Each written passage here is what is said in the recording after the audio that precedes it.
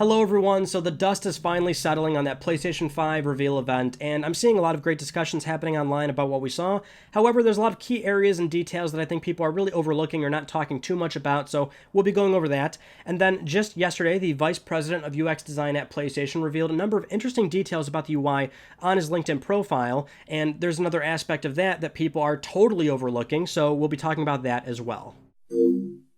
So let's actually start off with this UI news first, which it's not as revealing as people are making it out to be, but over on LinkedIn, the Vice President of UX Design at PlayStation, Matt McLaurin, had this to say when responding to some comments. He said, "Hi, my team is the user interface, not the ID. You'll see our stuff soon. A little more pragmatic, but a 100% overhaul of the PS4 UI and some very different new concepts. Primary focus was the OS UI, hasn't been shown yet, largely cleaning up core functionality, but some key new bets that you'll see soon. Excited about what we've got to show there, as it's the UI, it's practical first, but it's a whole new visual language and a complete re-architecting of the user interface. Big time. While we are obsessed with function, very few pixels left from the PS4 gen. Most important is experience goals measured in milliseconds across the entire UI. The PS marketing team is the best in the business, in my opinion, comparable to Nest in their prime, but profitable. Brilliant marketing always looks effortless." So what are some key takeaways we can get out of here? Well, a 100% overhaul of the PS4 UI. Unfortunately, this is not new information. In fact, this is the oldest available PS5 information that we have from the Wired articles. I don't remember which one it was, but this was over a year ago where Mark Cerny told us it is an overhaul from PlayStation 4 and it will be a completely new user interface experience, and that was over a year ago. However, this is a good time to highlight, if you remember watching my one video about 17 features and improvements I'd like to see on PS5's UI over the PS4, I warned a lot of you in there, have the complete expectation that there will be PS4 features, big or small, that will not be present in PS5. And this is more evident from the fact that they are very much building from the ground up. It's going to be new, and that is going to be a case where a lot of basic core features that you think should be there might actually not be there on day one, so just keep that in mind. Also hearing milliseconds, very fast, very snappy, that is a expectation certainly. We keep hearing about the PlayStation 5 SSD, and that will very much be the case in this thing. You're expecting multiple save states for games, very fast boot times. I mean, this is all official information from what Sony's told us. There's transparency in your games, so without even starting these games where they, in theory, have a 1-second boot time, you're being told information about the game, right? You're being told what single-player mission you're on, certain metrics that you might be working towards in that game, open multiplayer lobbies, and you could potentially hit those as links that take you directly to that area of the game and not necessarily going through the regular boot sequence and splash screen of that game. Hearing that it's very pragmatic and practical, I mean, that's been the case since the PlayStation 3, since the XMB, where it's very simple, easy to use, it's not in your face, but the fact that we're hearing that the screen will be filled more, well, this segues us nicely into the next part, which nobody's really even talking about this or realizing this, but we have a very good idea of what it looks like. Not just because we saw the boot sequence in the reveal event. Some people still don't know that. We saw the boot sequence, the safety message, press the PlayStation button, you get this, the background looks like a kind of coppery, glittery looking design, right? Looks like they're abandoning the blue for the base color of the UI. Who knows? Obviously, it's so early to say. But if you remember a long time ago, we had 2 images from 4chan that leaked the PS5 dev kit's UI, and those were alleged pictures of the UI, right? We have a number of images of what the dev kit looks like. Those are confirmed, but the 2 UI images were alleged, never confirmed. Well, if we go back to Let's Talk PlayStation last week, we had a patent about a bunch of UI features like in-game stat tracking, picture-in-picture, in-game hints, video guides that can be overlaid while you're playing a game, right? A lot of very essential accessibility and quality of life features that are greatly needed in a user experience. But look at those images and compare them to the 2 4chan leaks that we have, and there you go. That is principally, for the most part, the look and general feel of the UI, which really looks more like the PS4 UI, but 2 horizontal rows that might be segmented in a certain manner. Hard to pick up. The 4chan link shows 2 pieces of game software on the top, and then you have media services like movies, music, TV, things like that on the bottom. But then in the actual patent filing, you've got games on the top row alongside the web, music, photos, library, and then the bottom has TV and video, and that's actually a link from a regular panel up top for TV and video. That's what we technically already have right now, and the early PS4 UI actually looked like that, where it didn't take you to a separate screen. Today on PS4, it takes you to a TV and video screen, whereas the early firmware versions of PS4, you would just drop down in the main dynamic menu without really leaving it to a separate screen, and you'd see separate streaming services there. And you can also see in the bottom right graphics from selected channels, so that's implying that we have picture-in-picture as a feature on PlayStation 5, which, oh my god, I would love. But we could take away the PlayStation 4 blues that are in the leak and replace that with the copper, glimmery shimmer of the boot sequence that we saw. And there you go. That might be the baseline look of how it's presented to you, right? You would imagine on day one, you're allowed to swap out colors and things like that. Probably not custom backgrounds, probably not special themes right off the bat. That is something that we waited for PS3 and PS4, and I fully expect that to be the case again.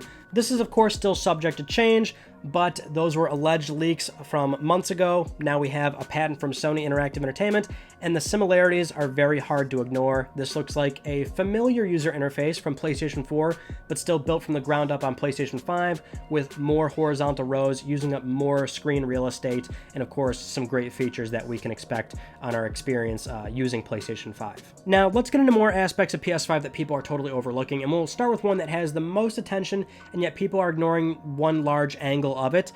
This is Digital Foundry's reaction to the PS5's reveal event, which Digital Foundry, the best source for the technical aspect of games, for benchmarking games, frame rate, resolution, comparing versions, totally the best source for that. And during their reactions to the event, they were surmising that a lot of these games are targeting 30 frames per second. Now, that's targeting, not confirmed, but games like Ratchet & Clank, Stray, Returnal, Kenna, Bridge of Spirits, Horizon Forbidden West, that in all likelihood, a lot of these games are targeting 30 frames per second, which of course upsets people because you want 60 frames per second, and certainly you want 4K 60 frames per second.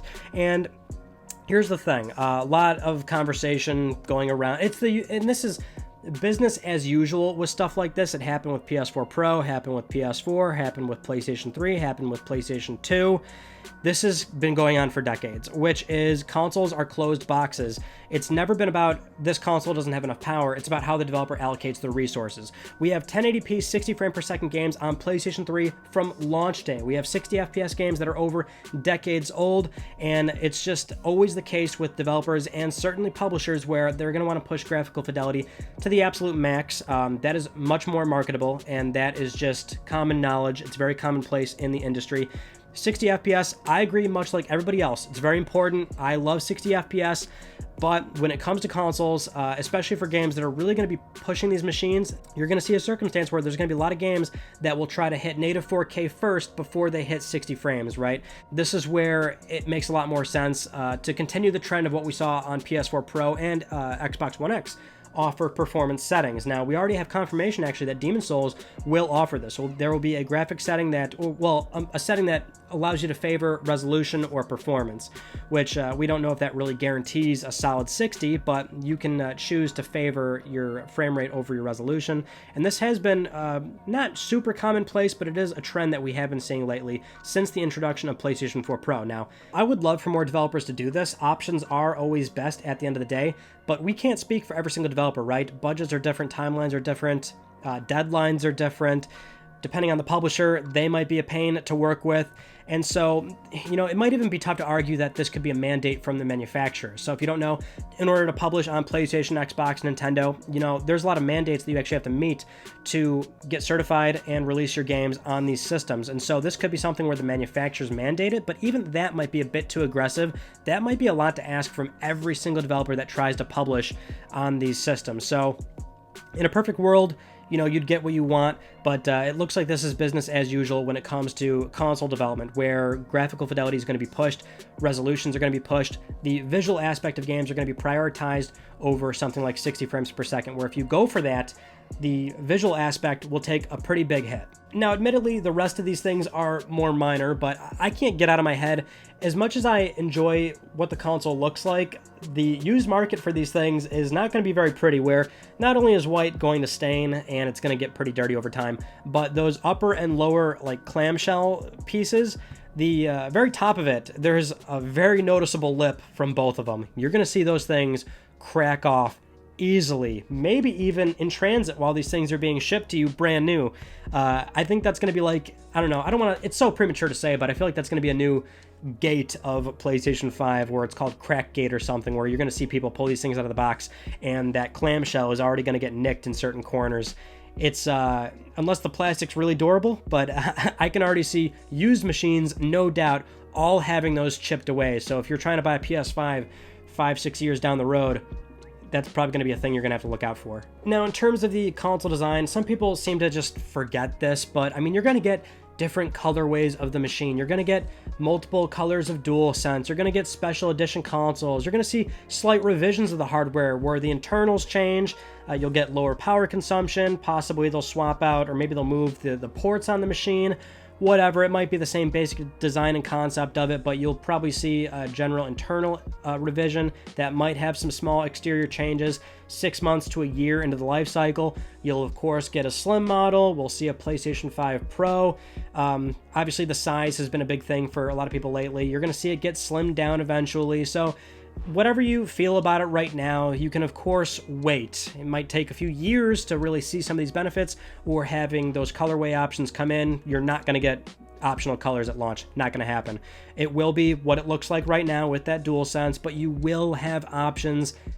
Don't act as though what you're seeing right now is what you're forced to buy, unless you are adamant about buying it on day one. And if we talk about the digital edition PlayStation 5, this is something where we could do a whole separate topic on this, but initially, keep this in mind. If you do have any physical PS4 games, you will not be able to play them on this if you buy the digital edition, right? Let's say you have 90% of your library digital, then you're looking good for PlayStation 5 if you care about backwards compatibility, but if you have a few discs, well, then sell them or offload them. You're not going to see an upgrade program. I can pretty much guarantee you that. Converting disc to a digital license, you know, we've seen it before, but it's incredibly limited. It's probably not going to cover your library if one is even offered, which I can pretty much tell you that there's very little chance that we'll see something like that. So if you have any physical PS4 games, you might want to consider offloading those before PlayStation 5, before those discs start to lose their value. And of course, there's a lot that can be said about the fact that Sony actually is offering a digital edition PlayStation 5.